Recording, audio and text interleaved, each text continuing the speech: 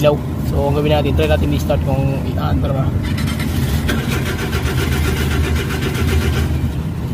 Okay, so wala ring lights yung indicator ng kanyang shifter. Pati yung signal dito, wala ring communication. So kaya nagkaroon siya ng malfunction. Unang lumabas is yung kanyang shift switch system malfunction P0707. Tapos okay, so ayan na guys, tawag yan, pumutok yung yung fuse na 15 dito. So ano yan eh, ayan oh, putong talaga oh. Ayan oh. So ang sunog, oxygen sensor. So ayan yung nasunog. Sunog talaga, dikit-dikit. So ang gawin natin tawag niyan, papanda rin. So ang gagawin ko muna nito, i-test ko muna lahat kung ano yung kalalabasan ng wiring system nito. Okay naman yung SM save. So yung dito na lang, yung mga sunog na wire para maganda talaga yung flow.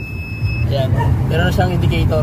Okay, so indicator, reverse tayo, neutral, drive, segunda, primera, low gear.